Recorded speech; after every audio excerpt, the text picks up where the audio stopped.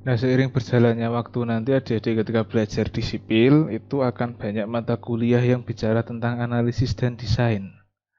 Sebenarnya apa perbedaan analisis dan desain? Apakah sama ataukah beda? Nah, sebenarnya beda deh. Sama-sama menghitung sih, tapi beda.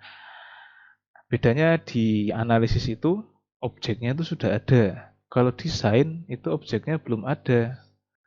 Nah, kemudian nanti juga beda di outputnya antara analisis dan desain. Desain ini bisa disebut dengan desain atau kadang juga disebutnya dengan perancangan. Nah, analisis itu contohnya kayak gini. Jadi kalau misalkan di suatu jurang ya, di suatu jurang, kemudian ini jalan, ini lapisan jalan. Nah, ini ada jembatannya.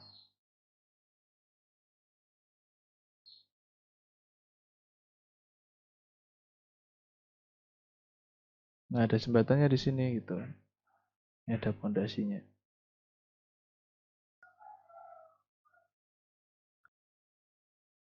Nah, ini ada jurang, ini ada sungainya, ini ada tanahnya ya kan, ada tanahnya, ada airnya, ada jembatannya, ada jalannya. Kemudian kan ada kendaraan yang lewat di sini ya.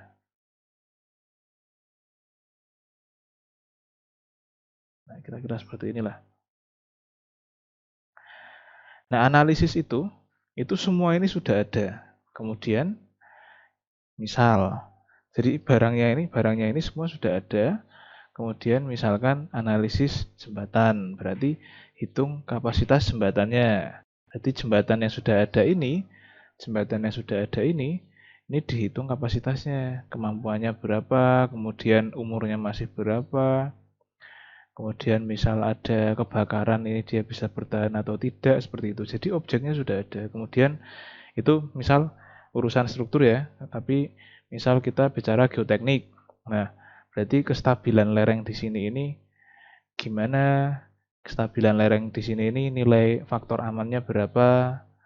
Risikonya terjadi longsoran itu seperti apa gitu. Nah, itu masuknya ke analisis kestabilan lereng.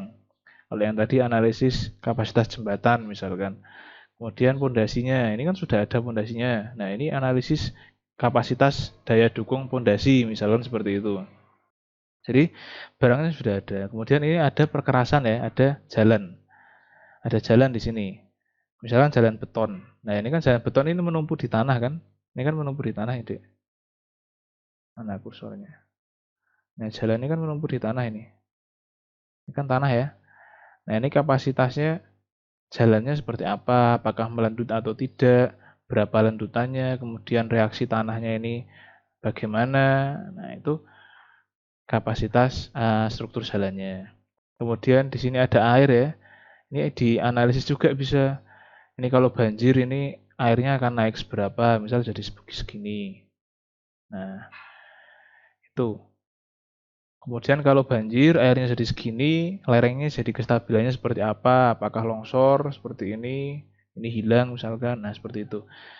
Jadi, analisis adalah objeknya itu sudah ada. Tinggal apa yang mau dianalisis gitu.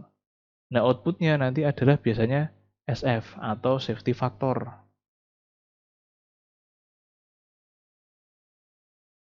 Kemudian kapasitas dan lain sebagainya gitu. Jadi seputar-seputar ini yang dihitung, yang dianalisis. Tapi kalau desain, nah kalau desain kayak gini ceritanya.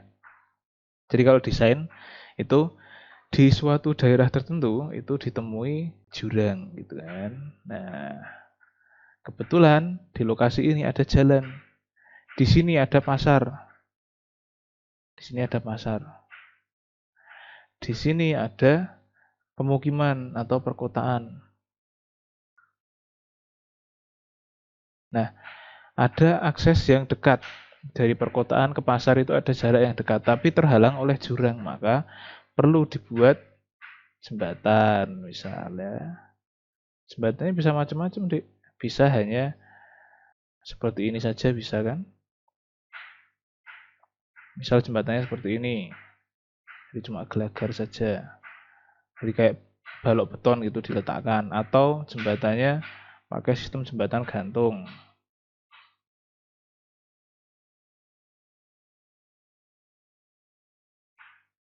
Ini jembatan gantung. Atau pakai sistem jembatan pelengkung. Gitu. Nah, jadi barangnya belum ada, Dek. Adanya adalah alamnya. Kemudian mau dibikin apa? Nah, itu baru didesain, direncanakan jembatan pelengkung misalkan. Kemudian direncanakan jembatan gantung misalkan gitu.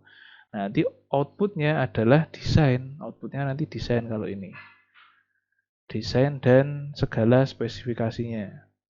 Desain dan semua detailnya. Detail terkait desainnya. Jadi kalau sudah keluar desain jembatan, itu nanti kabelnya diameternya berapa, panjangnya berapa, beratnya berapa, terus ini kabel yang ini diameternya berapa, terus beban yang diizinkan lewat itu berapa. Misal ini hanya diizinkan lewat untuk mobil, tidak diizinkan lewat untuk truk, gitu kan bisa. Atau misal hanya diizinkan lewat manusia untuk pejalan kaki, tidak diizinkan lewat mobil, gitu kan bisa juga. Seperti itu. Terus lebar jembatannya berapa, bentangannya berapa, terus ini besarnya pondasinya berapa, apakah pakai pondasi setempat seperti ini atau pakai pondasi dengan tiang gitu kan. Itu beda-beda lagi, tergantung hitungannya, tergantung kondisi tanahnya dan lain sebagainya. Kemudian dari sini menuju jembatan itu butuh akses jalan ya kan, dibuat jalan, direncanakan, didesain. Digali seberapa, kemudian tebal lapis perkerasannya berapa, tebal aspalnya berapa, tebal betonnya berapa, tebal timbunannya berapa. Nah itu dihitung semuanya, Dek.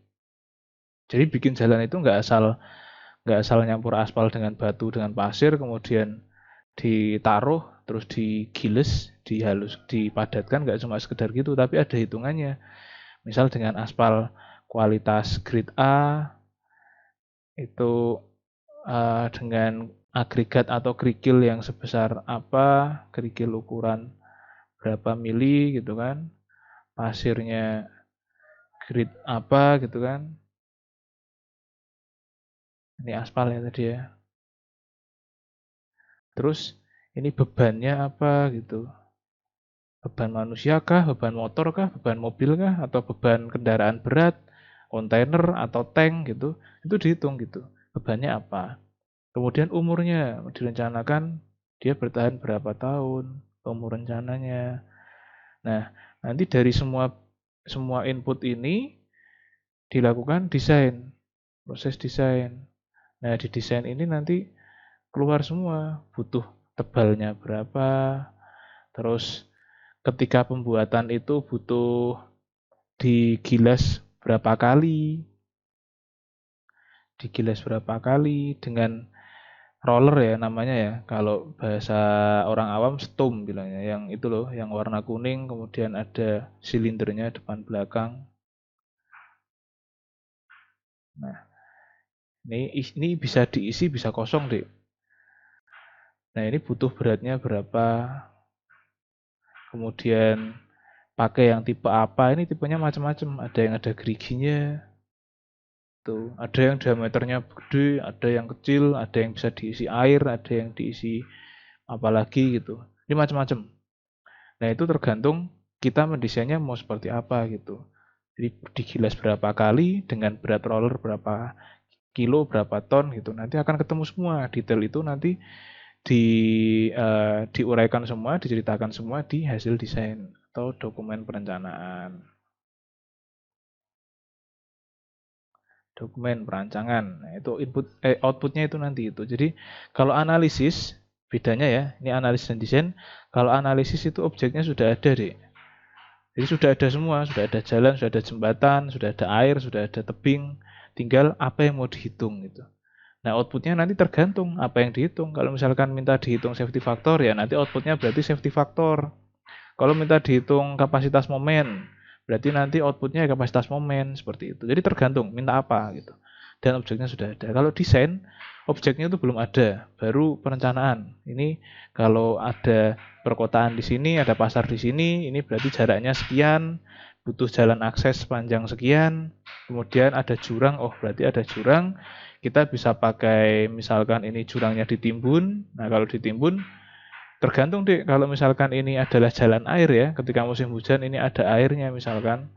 Nah itu jangan ditimbun, nanti kalau ditimbun airnya kemana-mana, banjir jadinya. Dan konstruksinya juga akan jebol. Jadi bikinkan misal gorong-gorong gitu kan, dibikinkan lubang, terus atasnya baru ditimbun gitu, nggak apa-apa. Nah lubang ini dihitung, dia kalau banjir airnya tingginya seberapa. Nah jangan sampai lubang ini lebih kecil daripada tinggi airnya gitu. Jadi semuanya dihitung.